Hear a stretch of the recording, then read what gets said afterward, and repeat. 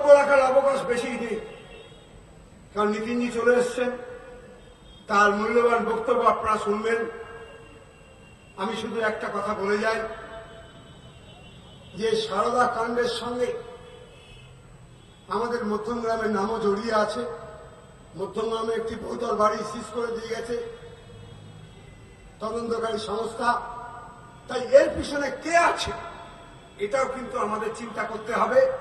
আমরা দেখতে পেয়েছি পশ্চিমবঙ্গের মধ্যমগ্রামের বুকে এক সময় যে শিল্পাঞ্চল ছিল টোটাল গঙ্গানগর তোলতলা, সেই শিল্পের জমিগুলিকে তৃণমূলের কংগ্রেসের বোর্ড এবং সিপিএম এর সহযোগিতায় সেগুলো সব বহুতল বাড়ি হচ্ছে।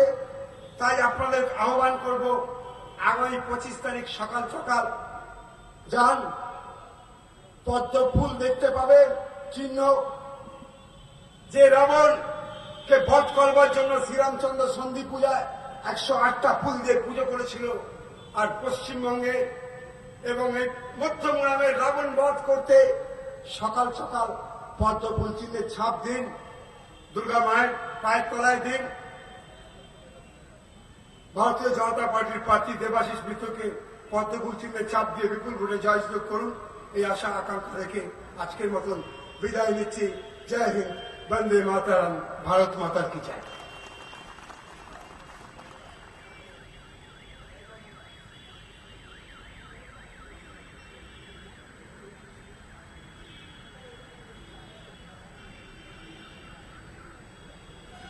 আমাদের মধ্যে এসে উপস্থিত হয়েছেন বহু প্রতীক্ষিত মাননীয় নীতিন গডকরিজি। এখানে উপস্থিত আছেন ভারতীয় জনতা পার্টির পশ্চিমবঙ্গ রাজ্য শাখার সাধারণ সম্পাদক ডক্টর সুভাষ সরকার। আমরা তাদেরকে বরণ করে নেব। মাননীয় কেন্দ্রীয় মন্ত্রী নীতিন গডকরিজিকে পুষ্পস্তবক দিয়ে বরণ করে নেবেন শ্রীমতী মানসী মণ্ডল।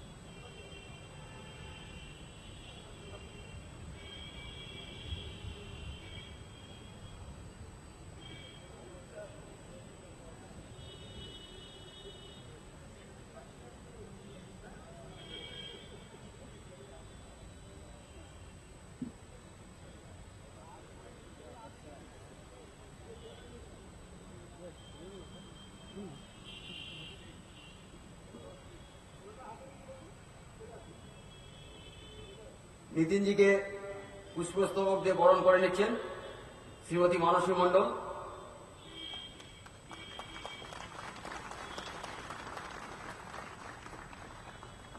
এবারে আমাদের মধ্যে রয়েছেন রাজ্য সাধারণ সম্পাদক ডক্টর সুভাষ সরকার। ওনাকে পুষ্পস্তবক দিয়ে বরণ করে নেবেন শ্রীমতী সোমা সিংহ রায়।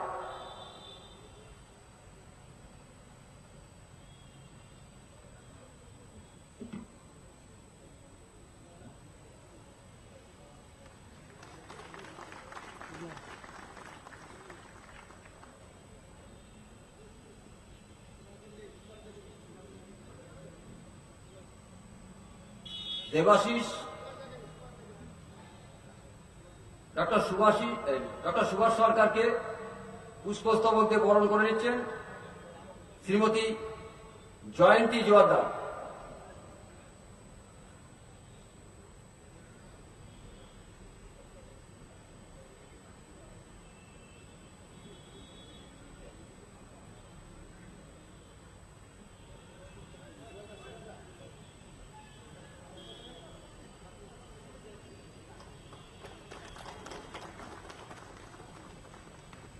মঞ্চে আছেন আমাদের সকলের প্রিয় বাপিদা দেবাশিস মিত্র। ওনাকে পুষ্পস্তবক দিয়ে বরণ করবেন শ্রীমতী দেবশ্রী ঘোষ।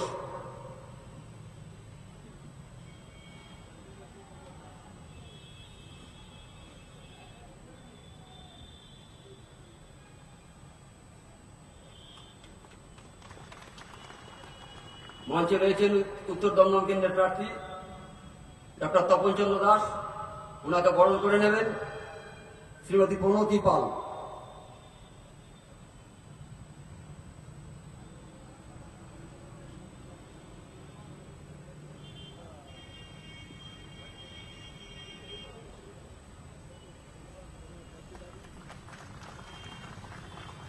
এবং রয়েছেন রাজ্য কমিটির অন্যতম সদস্য বিজয় ব্যানার্জি, ওনাকে বরণ করবেন শ্রীমতী স্বপ্না সিংহ রায়।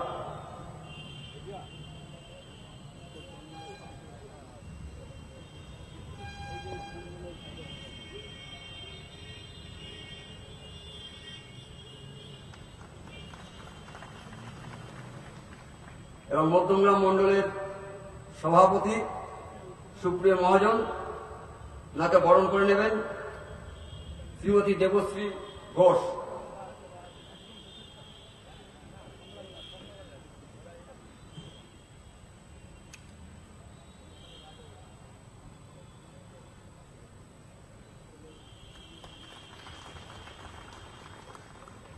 বরণ পর্ব শেষ হলো, আমরা আবার ফিরবো আমাদের মূল অনুষ্ঠানে।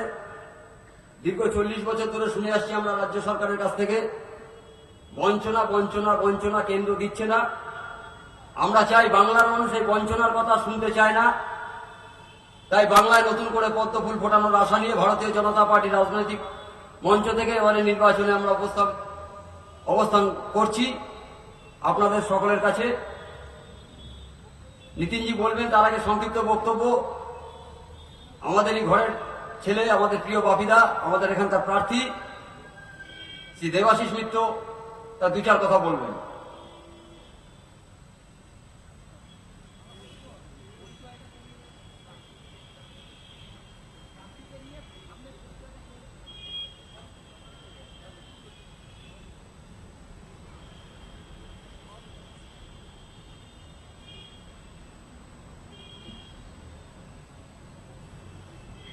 नमस्ते, सलाम अस्सलाम आफिकुम। तमाम लोगों में सिखों को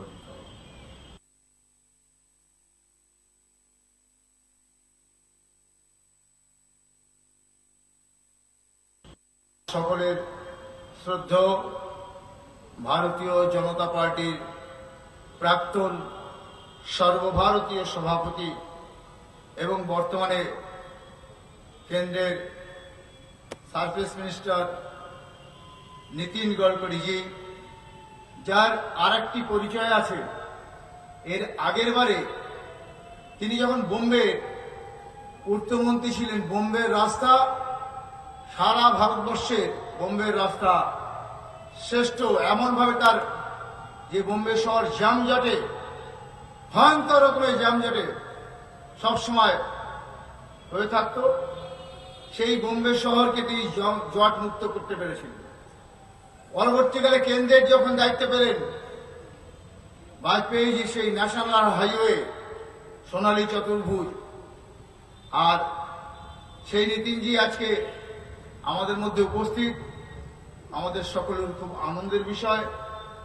আমরা তার যে কর্মযোগ্য, তাকে যখন যে দায়িত্ব তিনি পেয়েছেন, দেওয়া হয়েছে, যোগ্যতার সাথে তিনি সেই দায়িত্ব পালন করেছেন। আগামী দিনে তার সাফল্য আমরা কামনা করি, কারণ তার সাফল্য মানে ভারতবর্ষের মানুষের উন্নয়ন। নীতিনজির সাফল্য মানে ভারতবর্ষের মানুষের উন্নয়ন, মোদীজির হাত শক্ত, মোদীজির উন্নয়ন, ভারতীয় জনতা পার্টির পরিষেবা। দীর্ঘ বক্তব্য রাখবো না, সংক্ষেপে কয়েকটি কথা বলবো। সর্বপ্রথমে এখানে আমাদের সংবাদ মাধ্যমের যে বন্ধুরা রয়েছেন উপস্থিত, মধ্যমগ্রামের অধিবাসীবৃন্দ, ভারতীয় জনতা পার্টির সংগ্রামী সাথীবৃন্দ, সকলকে বাংলা শুভ নববর্ষের শুভকামনা জানাই। আমাদের কিছু গাড়ি এখানে আসছিল নীলগঞ্জ, খিলকাপুর, পশ্চিম খিলকাপুর, পূর্ব খিলকাপুর থেকে। দিদির কাছারি ময়দানে মুখ্যমন্ত্রীর সভা আছে, থাকতেই পারে, কিন্তু সেই অজুহাতে আমাদের প্রায় 14-15টা গাড়ি আটকে দেওয়া হয়েছে, বারাসাতের দিক থেকে আসতে দেওয়া হয়নি। কাছারি মাঠে দিদির মিটিং, আর আমাদের কর্মীরা আমাদের সভায় আসবে, আমার মধ্যমগ্রাম বিধানসভার কর্মীরা তারা এখানে আসবে নীতিনজির সভায়, তাদেরকে অন্যায়ভাবে আটকে দেওয়া হয়েছে। এ কোন রাজত্ব চলছে?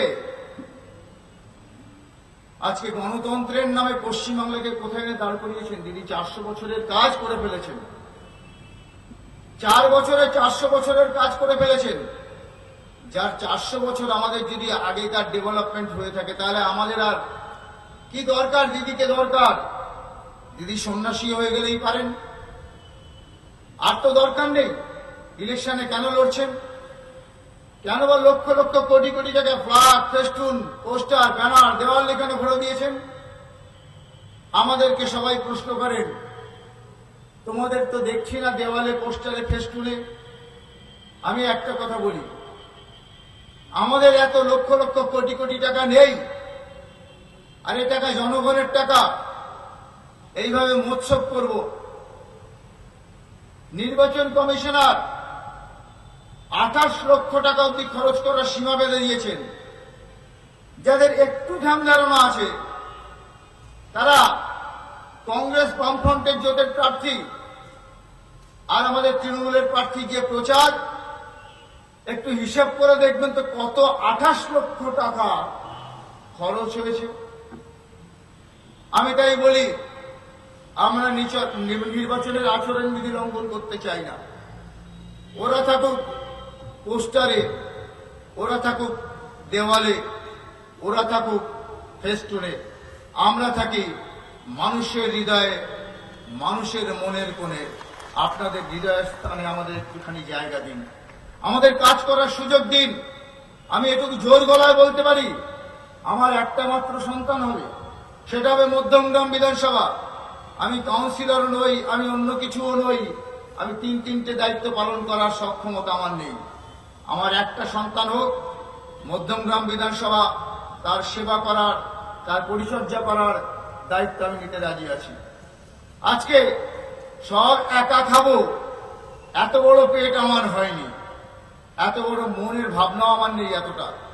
তা আমি বলবো যে আমরা কাজ করতে চাই, আমাদের কাজ করার সুযোগ দিন। ভারতবর্ষের বুকে যেখানে ভারতীয় জনতা পার্টির সরকার আছে, যে সমস্ত রাজ্যে, যে মধ্যপ্রদেশ পিছিয়ে পড়া রাজ্য, ভারতবর্ষের মধ্যে সব থেকে পিছিয়ে পড়া অনুন্নত রাষ্ট্র ছিল, সেই মধ্যপ্রদেশ আজকে আমাদের ভারতীয় জনতা পার্টি, পশ্চিমবাংলায় ভারতীয় জনতা পার্টির সরকার এখানে পশ্চিমবাংলার থেকে আমাদের এগিয়ে গেছেন।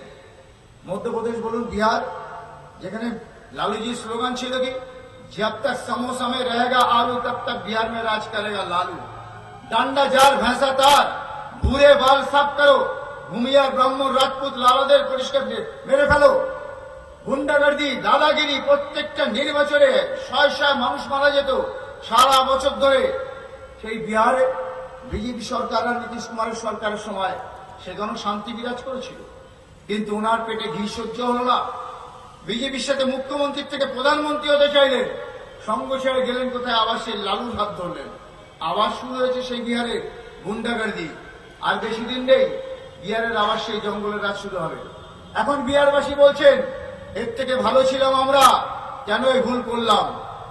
ভারতীয় জনতা পার্টির সরকার যেখানে আসছে, যেখানে থেকেছে, সে ভারতবর্ষের যে কোনো প্রান্তেও কাজ করে দেখিয়েছে। মিড ডে মিল, গর্ভকালীন ভাতা, বার্ধক্য ভাতা, বিধবা ভাতা, বিপিএল কার্ড, কৃষি বিমা, কিষাণ ক্রেডিট কার্ড, জনধন যোজনা, মুদ্রা ব্যাংক, অটল পেনশন, ন্যাশনাল হাইওয়ে, প্রধানমন্ত্রী গ্রাম সড়ক যোজনা, স্বচ্ছ ভারত, শৌচালয়, ঘর ঘর শৌচালয়, কত বলবো, অন্তোদয় অন্নপূর্ণা যোজনা, প্রত্যেকটি কাজ ভারতবর্ষের মানুষের জন্য করেছেন। লক্ষ লক্ষ টাকা ভর্তুকি দিয়ে বিপিএল গ্যাস, আজকে গরিব মানুষের জন্য বিপিএল গ্যাস চালু করা হয়েছে। যাদের বিপিএল কার্ড আছে, ন্যায্য মূল্যে তারা কম দামে গ্যাস পাবেন। আজকে একের পর এক কাজ করে চলে। ডাল ভরা স্লোগান নয়, মাছের তেলে মাছ ভাজা নয়, মেড ইন ইন্ডিয়া স্ট্যাম্প লাগিয়ে দেওয়া নয়, কুমিরের ছানাকে বারবার করে দেখানো। একটা রাস্তা বাদু রোড তৈরি হয়েছে, গিয়ে দেখুন লেখা আছে কোথায়, ওই হনুমান মন্দিরের উল্টো দিকে একটা নীল রঙের বোর্ড লাগানো, তাতে লেখা আছে কাকুরি দেবীর সাংসদ কোটার টাকায় সুপ্রশস্ত বাদু রোড তৈরি করা হলো। কাকলি দেবী কত টাকা সাংসদ কোটায় পান? তিনি তো স্পেশাল কিছু পান না। ভারতবর্ষের সমস্ত সাংসদ যে টাকা পান, আমাদের এখানে নীতিন গডকরি যে বসে আছেন তিনিও সাংসদ, তিনিও যে টাকা পান, আমাদের কাকলি দেবীও সেই টাকাই পান। তাহলে 1 টাকা দিয়ে বাতিস্তম্ভ বসাচ্ছেন, আন্ডারপাস করাচ্ছেন, ফ্লাইওভার করাচ্ছেন, রাস্তা চওড়া করাচ্ছেন, ওখানে বাদুরত চওড়া করিয়েছেন। কত হাজার কোটি টাকা তিনি পান বছরে? প্রশ্ন করবেন না? সাংবাদিক বন্ধুরা রয়েছে, আমি তাদের সামনে তুলে ধরছি, গিয়ে দেখে আসুন। এখনো কাকলি দেবীর সামনে কে রাস্তা চওড়া করছেন? এই রাস্তা চওড়া করছেন নাকি আমাদের দিদি। পিডব্লিউডি কি করছে তাহলে? কাকলি দেবীর টাকায় রাস্তা তৈরি হচ্ছে, আমাদের চেয়ারম্যানের টাকায় রাস্তা তৈরি হচ্ছে। পিডব্লিউডি কি করছে? দিল্লি সরকার ন্যাশনাল হাইওয়ে রাজ্য সরকারের টাকায় তৈরি হয়, কোথাও শুনেছেন? মানুষকে কিভাবে ধোকা দিয়ে বোকা মারিয়ে কিভাবে সততার প্রতীক মমতা হয়ে বসে আছেন। বিরাট বিরাট 3 তলা সমান উঁচু সততার প্রতীক মমতার হোর্ডিং আমরা দেখতাম, আজ আর দেখি না। দিদি কখনো বলছেন কি মাথা খারাপ হয়ে যাচ্ছে, কোন দিক সামলাবেন বলছেন। অনেক আবার বলছেন দিদির চেহারা, দিদি ভালো কিন্তু কতগুলো দলটা খারাপ হয়ে গেছে। প্রচার কিরকম? দিদি ভালো কিন্তু দলটা খারাপ। যদি বলেন বাজপেয়ীজি খারাপ দলটা ভালো, হতে পারে একটা ভালো দলে একটা খারাপ লোক থাকতে পারে। আবার বলবেন বাজপেয়ীজি ভালো দলটা খারাপ, তা হতে পারে। যিনি দল ভালো, যিনি দলটা খারাপ, ভালো ব্যক্তি সেই দলে থাকতে পারেন। দিদি ভালো দলটা খারাপ, তাহলে দিদি যদি ভালো হয়, আমি যদি আমার বাবা মা ভালো হয়, আমার ঠাকুর দাদা বা বংশ পরিচয় যদি ভালো থাকে, আমার পরিবারের সন্তান কুসন্তান হবে না, এটুকু তো শিক্ষা হবে। ঠিক তেমনি ভাবে দিদি যদি ভালো হয়ে থাকেন, দিদি যদি সততার প্রতীক হয়ে থাকেন, দিদি তাদের মিটিংয়ে যাচ্ছেন কেন? তাদের প্রচার করছেন কেন? বলছেন না কেন তোমরা যে কাজ করেছো তার ফল তোমরা ভোগ করো, দল ভোগ করবে না, আমি করব না, তোমাদের শাস্তি পাওয়া উচিত।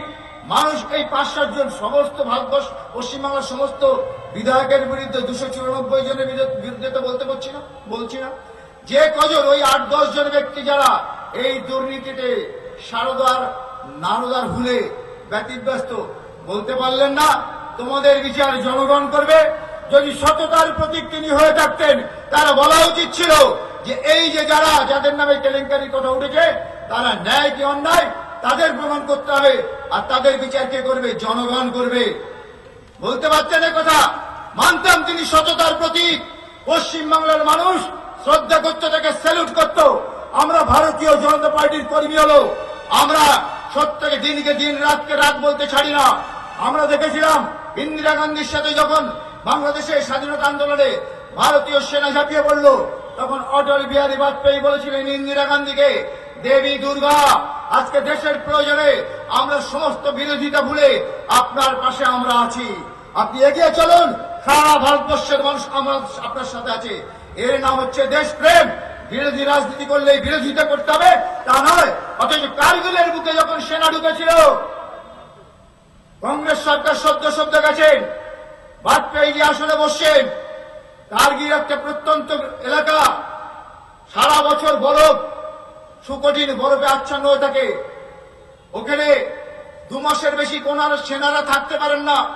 তাদের থাকার জন্য যে পরিধেয় বস্ত্র লাগে, পোশাক লাগে, সেই পোশাক আমার দেশের সরকার কিনে দেননি, কংগ্রেসের সরকারও তাদের সেই পোশাক দেননি। তাদের কি করতে হতো? 2 মাস বাদে ওই একটা টিমকে নেমে আসতে হতো, আর একটা টিমকে উঠে যেতে হতো, কারণ বেশি দিন থাকলে তাদের শরীরের চামড়ায় রোগ দেখা দিত, তার জন্য নেমে আসতে হতো। আর সেই সময় সুযোগ নিয়ে, ওই ব্ল্যাঙ্ক থাকার সুযোগ নিয়ে সেই সময় এদিক থেকে কারগিলের যারা অবস্থান জানেন, খাড়াই পাহাড়, এদিক থেকে ওটা অনেক কঠিন ভারতবর্ষের দিক থেকে, আর ওদিক থেকে পাকিস্তানের দিক থেকে সমতলের মতন রাস্তা উঠে এসছে।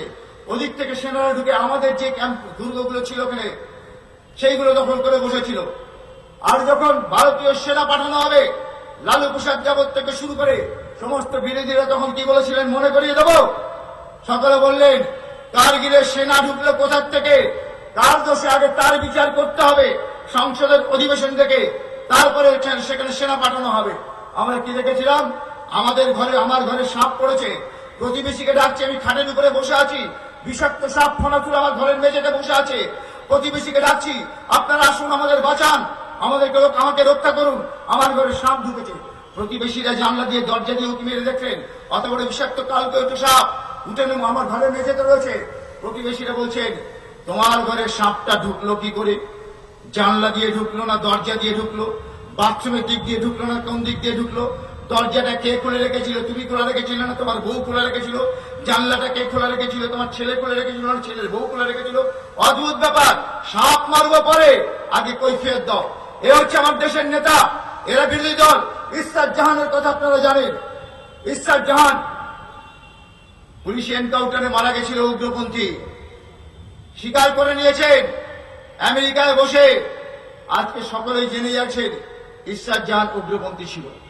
অথচ এই কংগ্রেস দল তখন সরকারে চিদম্বরমকে দিয়ে তার সম্পর্কে যে নথি পাওয়া গেছিল তিনি যে সন্ত্রাসবাদী কাজের সাথে লিপ্ত, সেই নথিটাকে সরিয়ে দেওয়া হয়েছে, গোপন করে রাখা হয়েছিল। করে তিনি একজন পড়ুয়া, তাকে মানিয়ে করে সারা ভারতবর্ষ জুড়ে। এ হচ্ছে কংগ্রেসের চরিত্র। দেশভাগের সঙ্গেও আমরা দেখেছি, দেশভাগ করেছিলেন জাতির পিতা, জাতির জনক। জানি না 150 বছর আগে যিনি জন্মালেন, 5000 বছরের ভারতবর্ষের যে জাতি, হিন্দু সভ্যতা হিন্দু জাতি, তার জনক 150 বছর আগে কি করে জন্মায়। যাও, তিনি তখন এই কংগ্রেস দল ভারতবর্ষের মানুষকে প্রতিশ্রুতি দিয়েছিল, দেশভাগ হব না, দেশভাগ করতে দেব না। রাখতে পেরেছিলেন এই কংগ্রেস দলটা ক্ষমতার লোভে। এই লোকটাই, লক্ষ লক্ষ, এই কংগ্রেস দলটাই লক্ষ লক্ষ হাজার হাজার মানুষের 14 পুরুষের ভিটে মাটি সারা করে উদ্বাস্তু করে ছেড়েছিল। এই কারা? এই কংগ্রেস দল। এই কমিউনিস্টের সেদিন বলেছিল পাকিস্তানের দাবি মানতে হবে, তবেই ভারত স্বাধীন হবে। আজকে আমার মাটিতে দাঁড়িয়ে এরা ভোট চায়, আমরা এদের ভোট দিই, আমরা এদের ঝান্ডা নিয়ে বলি ইনকিলাব জিন্দাবাদ। ওরা মনে মনে বলে আমরা খাবো তোরাবাদ। ছাগলের তৃতীয় বাচ্চা আমরা। যে গাছের ডালটায় বসে আছি সেই গাছের ডাল কেটে পুরো কালিদাসের মতন সেই গাছের গোড়ায় ডালটা কুড়ুল মেরে চলেছি। আমাদের ছেলেমেয়েরাও বলবে, বাবা তোমরা কোন কালিদাসের থেকে কম ছিলে? কালিদাসের গল্প আমাদের ছোটবেলায় শুনিয়েছ, আজ তোমাদের মতন কালিদাসের জন্য আবার আমরা উদ্বস্ত হব। পশ্চিমবাংলা আজকে সন্ত্রাসবাদীদের আতুর ঘর। আমার কথা নয়, বুদ্ধবাবু বলেছিলেন। কি বলেছিলেন? আমি বলিনি, ভারতীয় জনতা পার্টি বলেনি। বুদ্ধবাবু পুলিশ মন্ত্রী ছিলেন আগে, মুখ্যমন্ত্রী হয়ে কি বললেন? পশ্চিমবাংলার সীমান্তবর্তী 9টা জেলা, উত্তর 24 পরগনা, দক্ষিণ 24 পরগনা, মুর্শিদাবাদ, মালদা, উত্তর দিনাজপুর, দক্ষিণ দিনাজপুর, কুচবিহার, জলপাইগুড়ি, শিলিগুড়ি, 9টা জেলা বাংলাদেশি অনুপ্রবেশকারীদের দ্বারা সেখানে তারা মুসলিম ডোমিনেটেড এলাকা বলে ঘোষণা করেছিলেন। রাতারাতি টিক্কার অবৈধ মাদ্রাসা বলে বলেছিলেন ওখানে অবৈধ মাদ্রাসাগুলো সন্ত্রাসবাদীদের আতুর ঘর। আমার কথা নয়, আমি বলিনি। বলুন কমরেড বলেছিলেন কিনা বুদ্ধবাবু? তাহলে মুসলিম ভাইদের কাছে গিয়ে বলুন যে আমরা বলেছি তোমরা সন্ত্রাসবাদী। এখন ডিগবাজি খাচ্ছেন কেন? আজকে কোথায় আমরা দাঁড়িয়ে আছি? সারা পশ্চিমবাংলায় জ্বলছে। আজকে মালদার কালিয়াচক থানা, কালিয়াচক একটা বর্ডার এলাকা, সেখানে গাঁজার চাষ হয়, আফিনের চাষ হয়, সেখানে মাদক পাচার হয়, নারী পাচার হয়, গরু পাচার হয়, জাল নোট ভারতবর্ষের মধ্যে ঢুকছে। পুলিশের খাতায় ডায়েরিতে সমস্ত নথিভুক্ত ছিল ওখানকার যারা এই সমস্ত অপরাধী, অথচ কোন সংবাদ মাধ্যমে খবর বেরোয়নি। কি করলো তারা? ওখানকার ওই অপরাধীরা ওরা খাইয়ার মেরে তারা থানা আগুন লাগিয়ে দিল, জিনিসপত্র ফাইলগুলো বাইরে এনে আমরা দেখেছি ফেসবুকে সমস্ত কাগজপত্রগুলো জ্বালিয়ে দিল, নথিপত্রগুলো। এইভাবে চলছে আজকে তোষণ। আমি বলবো কথা, বক্তব্য দীর্ঘায়িত করবো না, নিতেনজি আরো জায়গায় যাবেন। আমি আপনাদের কাছে একটা কথা বলবো, এই মাইকের আওয়াজ যতদূর পর্যন্ত যাচ্ছে, কথাই বলে আপনি বাঁচলে বাপের নাম, চাচা আপন পরাধ বাঁচা। নিজে যদি বাঁচতে চান, নিজেদের ভবিষ্যৎ প্রজন্মকে যদি বাঁচাতে চান, সুরক্ষিত রাখতে চান, অনেক টাকা বানিয়েছেন, অনেক প্রমোটারি করে গাড়ি বাড়ি তৈরি করেছেন। ওপার বাংলায় ছিল গোলা ভরা ধান, গোয়াল ভরা গরু আর পুকুর ভরা মাছ। এপার বাংলায় লাইনের পরে জায়গা হয়েছে আর ওই গল্পটা পড়ে বেড়ান। আগামী দিনে এই গল্প করারও জায়গা পাবেন না কমরেড। আগামী দিনে এই গল্প করার জায়গা পাবেন না টিএমসির ভাই আর আমাদের কংগ্রেসি ভাইরা। আজকে শ্যামাপ্রসাদ মুখার্জি এই জায়গাটা আমাদের দিয়েছিলেন, এই জায়গাটা রক্ষা করার দায়িত্ব আমাদের। স্বামী বিবেকানন্দের একটা কথা বলে আমি আমার 2-4 কথা শেষ করব। উত্তিষ্ঠিত, জাগ্রত, প্রাপ্য বরান নিবোধত। ওঠে জাগো, নিজের অধিকার ছিনিয়ে দাও, অধিকার কেউ ঘরে বসে দিয়ে যাবে না, অধিকার অর্জন করে নিতে হয়। এ আমাদের বাংলা, এ আমার বাংলা, এ শ্যামা প্রসাদের বাংলা। এ বাংলা আমরা রক্ষা করব। যা হুয়ে বলিদান মুখার্জি ও কাশ্মীর हमारा है বলতাম, ও কাশ্মীর আজকে আমাদের। जहां हुए जन्म मुखर्जी और बंगाल भी हमारा होगा।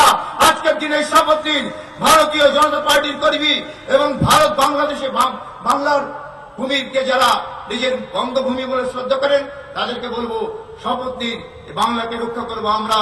এই বাংলাকে রক্ষা করার দায়িত্ব আমাদের। আগামী তারিখে, আগামী 25 তারিখে সকাল সকাল বুঝে গিয়ে যারা আমাকে মনে করবেন সেবা করতে দেওয়ার সুযোগ্য আমি হতে পারি, তারা আমাকে 2 নম্বর বোতাম টিপে পদ্মফুল চিহ্নে প্রতীক চিহ্ন দিয়ে আমাকে বিজয়ী করুন, আপনাদের সেবা করার সুযোগ করে দিন। আমরা নিজেরাও সেবা কেন্দ্র চালাই আর মোদীজির হাত শক্ত করুন। জয় হিন্দ, বন্দে মাতরম, ভারত মাতা কি জয়, হিন্দুস্তান জিন্দাবাদ, অটল আডবাণী জিন্দাবাদ, নরেন্দ্র মোদী জিন্দাবাদ, দিলীপ দা জিন্দাবাদ, নিতিন জি জিন্দাবাদ।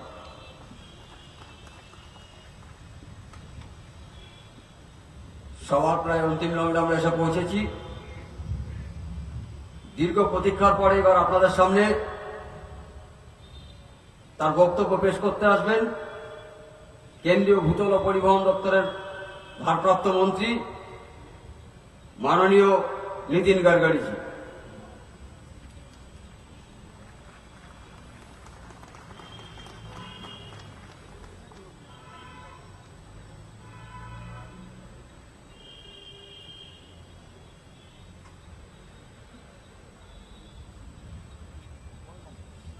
हमारे इस क्षेत्र के उम्मीदवार श्री देवाशीष मित्रा जी, हमारे दूसरे उम्मीदवार डॉक्टर तपन चंद्र दास जी, वेस्ट बंगाल के हमारे जनरल सेक्रेटरी डॉक्टर सुभाष सरकार, स्टेट कमेटी के मेंबर श्री विजय बैनर्जी, इस क्षेत्र की अध्यक्ष सुप्रिया महाजन, मंच पर उपस्थित सभी प्रमुख नेतागण और उपस्थित सभी भाई और बहनों, बंगाल का ये चुनाव ये किसी नेता के भविष्य का फैसला करने वाला चुनाव नहीं है। ये चुनाव इस बात को निश्चित करेगा कि बंगाल आगे किस प्रकार से आगे बढ़ेगा। आपको याद है कि आपने बंगाल में कांग्रेस की सरकार को देखा है, आपने सीपीएम की सरकार को देखा है और आपने ममता जी के नेतृत्व में तृणमूल सरकार को भी देखा है। आज बंगाल की हालत ये बनी हुई है कि बंगाल के बेरोजगारों को रोजगार नहीं है, गांव में जाने के लिए रोड नहीं है, पर्याप्त बिजली नहीं है, गरीब और गरीब होते जा रहा है और बंगाल की हालत बिगड़ती जा रही है। कानून और व्यवस्था के धज्जे उड़ी है। बांग्लादेश से अवैध रूप से लोग आ रहे हैं और यहां बस रहे हैं और यहां स्थानिक लोगों की हालत और दिन ब दिन बिगड़ती जा रही है। क्या बंगाल के युवाओं को रोजगार मिल सकता है? क्या बंगाल के किसानों को उनकी फसल की सही कीमत मिल सकती है? क्या बंगाल देश में विकसनशील राज्य में आगे जा सकता है? मुझे लगता है कि इसका फैसला बंगाल की जनता को करना होगा। नरेंद्र मोदी जी के नेतृत्व में दिल्ली में भारतीय जनता पार्टी की सरकार और हमने ये तय किया कि देश में हम ऐसी आर्थिक नीति लाएंगे जो गांव गरीब मजदूर किसान का कल्याण करेगी, बेरोजगारों को रोजगार देगी, हर गांव में अच्छे रोड रहेंगे, हर गांव में पीने के लिए पानी मिलेगा, हर गांव में जाने के लिए रोड के साथ 24 घंटे बिजली होगी। अगर बिजली नहीं होगी तो उद्योग कहां से आएंगे और उद्योग नहीं आएंगे तो जवान लोगों को रोजगार कैसे मिलेगा। आज बंगाल में क्षमताएं हैं पर बंगाल विकसनशील राज्यों के रूप में बहुत पिछड़ा हुआ है। मध्य प्रदेश बीमारू राज्य था, वहां कृषि विकास का दर 23% पिछले साल था, इस साल 20% है और बंगाल में कृषि विकास का दर 3% से भी कम है। बंगाल के गांव में लोग दुखी हैं, बंगाल के बेरोजगारों के हाथों के लिए काम नहीं है, और हमारे भारत की सरकार ने यह तय किया है कि हम देश का विकास करेंगे, और देश का विकास अगर करना है तो देश में अच्छे रोड बनाने होंगे। जब मोदी जी के नेतृत्व में हमारी सरकार आई तो रोज केवल 2 किलोमीटर पर डे रोड बनते थे। आज मुझे खुशी हो रही है कि आज हम 20 किलोमीटर यानी 10 गुना ज्यादा रोड रोज बना रहे हैं। हमारे कोई ब्रिज गिरे नहीं है। आपके यहां की स्थिति ऐसी है कि ब्रिज बन जाते हैं, टूट जाते हैं। ये क्यों हो रहा है? अच्छे ब्रिज क्यों नहीं बन रहे? अच्छे रोड क्यों नहीं बन रहे? और इतना ही नहीं तो हल्दिया का पोर्ट है, कलकत्ता का पोर्ट है। हमने निर्णय किया कि हम बंगाल में सागर नाम का नया पोर्ट बनाएंगे और जहां बंगाल के युवाओं के हाथों को काम देंगे। हमने गंगा में जलमार्ग शुरू कर दिया। वाराणसी से हल्दिया तक 1620 किलोमीटर गंगा में जलमार्ग के कार्य का शुभारंभ कर दिया। साहिबगंज झारखंड में, वाराणसी उत्तर प्रदेश में और हल्दिया बंगाल में 3 जगह पर मल्टी मोडल हब बन रहे हैं, जहां रोड भी होंगे, जहां रेलवे भी होंगी और जहां जलमार्ग भी होगा। बहनों और भाइयों, 5 जगह पर रो सर्विस बना रहे हैं। अब आने वाले समय में आप ब्रह्म बंगाल में कलकत्ता से ब्रह्मपुत्रा पर जाकर डायरेक्ट बांग्लादेश तक जा सकते हैं। हमने 25 जगह के बांग्लादेश के साथ एग्रीमेंट साइन किया। फराक्का से फ्लैश जो है वो बांग्लादेश में एक्सपोर्ट हो रही है। इतना ही नहीं तो बंगाल में तैयार किया हुआ माल अब बांग्लादेश को जाएगा। बांग्लादेश के मंत्री, ट्रांसपोर्ट मंत्री मुझे मुंबई में मिले। मुंबई में वर्ल्ड मैराटाइम कॉन्फ्रेंस हुई। उन्होंने मुझे कहा कि बांग्लादेश और भारत के बीच में 6 मिलियन टन हमारे एक्सपोर्ट और इंपोर्ट होता है और ये माल रोड से जाता है। हमने तय किया कि हम कलकत्ता में कॉन्फ्रेंस करेंगे, सभी जो एक्सपोर्टर है उनको बुलाएंगे, एक ढाका में करेंगे और इसके बाद कलकत्ता से जो माल है वो रोड से नहीं तो ब्रह्मपुत्रा से, पानी से चितगांव तक और ढाका तक बांग्लादेश में जाएगा। ये निर्णय हमने किया। आपको पता होगा कि हमारे त्रिपुरा में अगरतला से अगर कलकत्ता आना है तो 16 घंटे लगते थे।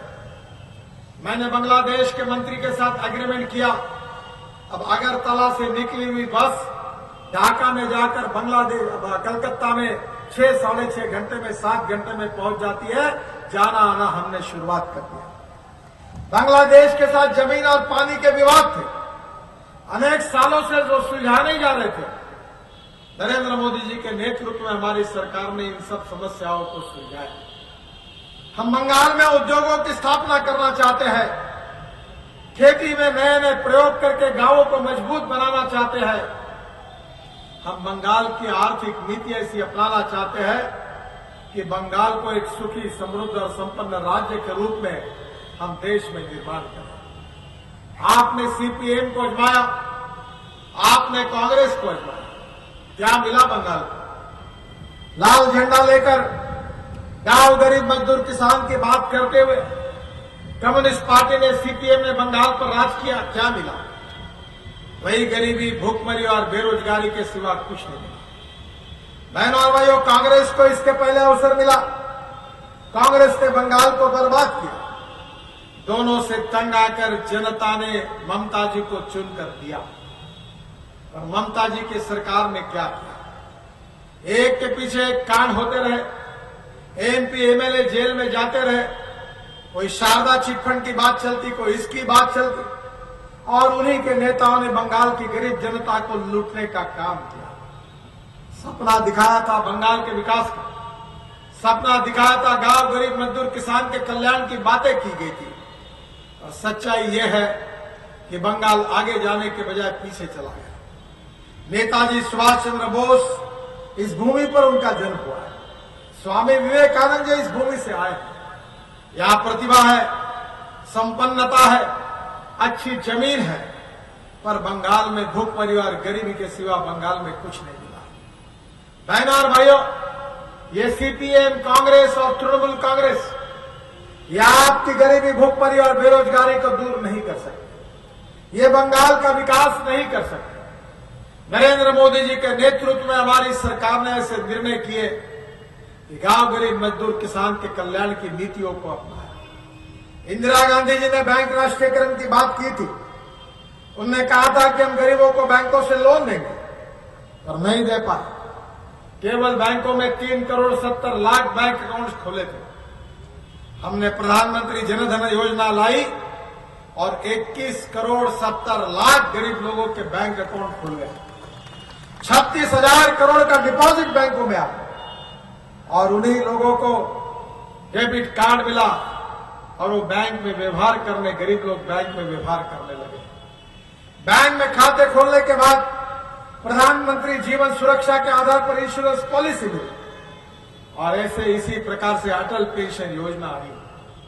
बहनों और भाइयों, यूरिया के लिए लाठीचार्ज होता था, हमने नीम कोटेड यूरिया लाया और आज देश में कहीं यूरिया के लिए लाठीचार्ज नहीं होता, तो यूरिया का सरप्लस प्रोडक्शन देश में होगा।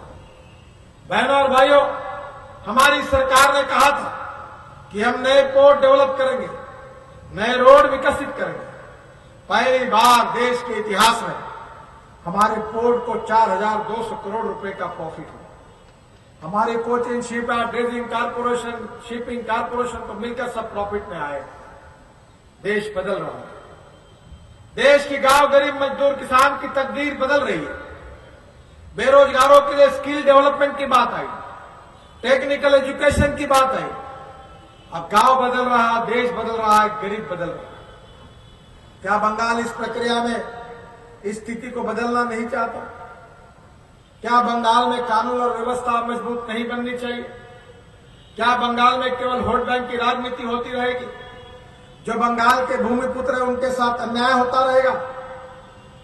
आखिर इसीलिए मैं कह रहा हूं, ये चुनाव ये किसी पार्टी और किसी नेता के तकदीर का फैसला करने वाला चुनाव नहीं है। ये चुनाव बंगाल की जनता के तकदीर का फैसला करने वाला चुनाव। आपको गरीबी, भूखमरी, बेरोजगारी से अगर मुक्ति चाहिए, आप बंगाल में नए उद्योग लाना चाहते हैं, आप बंगाल में अच्छे रोड बनाना चाहते हैं, आप बंगाल में 24 घंटे बिजली चाहते हैं, आप बंगाल में जलमार्ग का विकास करना चाहते हैं, आप बंगाल में उद्योग व्यापार को बढ़ाकर नए रोजगार का निर्माण करना चाहते हैं, तो जिन लोगों ने बंगाल के साथ विश्वासघात किया, जिन लोगों ने झूठे वादे करके जनता को एक प्रकार से गुमराह करने का काम किया है, वो तीनों पार्टी को आप आजमा कर देख चुके हैं। अब मैं पहली बार आपको यही कहूंगा कि जरा भारतीय जनता पार्टी को भी 5 साल आजमा कर देखिए। जो 50 साल में कांग्रेस पार्टी, सीपीएम और तृणमूल कांग्रेस नहीं कर सकी, वो काम अगर हम 5 साल में करके अगर नहीं दिखाएंगे तो हमको भी बदल दीजिए और एक बार हमको आजमा कर देखिए, हमको भी अवसर दीजिए। इसी बात को लेकर हम बंगाल का चुनाव लड़ रहे। मुझे पता है कि इसके पहले हमको सफलता नहीं मिली। बंगाल में हम ताकत करके नहीं थे, पर जनता अब तीनों पार्टियों से मुक्ति चाहती है। अब जनता नया पर्याय चाहती है। जनता, बंगाल की जनता नरेंद्र मोदी जी के नेतृत्व में नई अपेक्षा की तरफ देख रही है और मेरा विश्वास है कि इन अपेक्षाओं का रूपांतर इन अवसरों में होगा और भारतीय जनता पार्टी को निश्चित रूप से अवसर मिलेगा। और इसी अवसर के लिए मैं आपसे प्रार्थना करने के लिए आया हूं कि इस क्षेत्र से हमारे जो उम्मीदवार हैं, दोनों श्री देवाशीष मित्र, श्री डॉक्टर तपन चंद्र दास, ये दोनों हमारे कैंडिडेट है इसी क्षेत्र में, बाजू लगकर है, दोनों भी खड़े हैं। दोनों अच्छे सेवक हैं, ईमानदारी से आपका आवाज विधानमंडल में उठाना चाहते हैं, ईमानदारी से आपकी सेवा करना चाहते हैं। मैं आपको अनुरोध करने के लिए आया हूं कि उनको जिताइए, कमल की बटन दबाइए, भारतीय जनता पार्टी को विजयी बनाइए और बंगाल को भय, भूख, आतंक और भ्रष्टाचार से मुक्त करिए। बंगाल को गरीबी, भूखमरी, बेरोजगारी से मुक्ति दिलाइए और सुखी, समृद्ध, संपन्न, शक्तिशाली बंगाल जो विवेकानंद जी का बंगाल है, जो स्वामी रामकृष्ण परमहंस जी का बंगाल है, जो नेताजी सुभाष चंद्र बोस का बंगाल है, जो डॉक्टर श्यामा प्रसाद मुखर्जी का बंगाल है, जो रविंद्रनाथ टैगोर का बंगाल है, जो बंगाल की साहित्य, इतिहास, संस्कृति, विरासत, इसके आधार पर देश को दिशा देने का काम जिस बंगाल ने किया है, उस बंगाल की तकदीर को अगर बदलना है तो भारतीय जनता पार्टी को जिताइए और भारतीय जनता पार्टी को आपकी सेवा करने का अवसर दीजिए। यही आपसे अनुरोध करता हूं। बहुत बहुत धन्यवाद। भारत माता की, भारत माता की, भारत माता की। नमस्कार।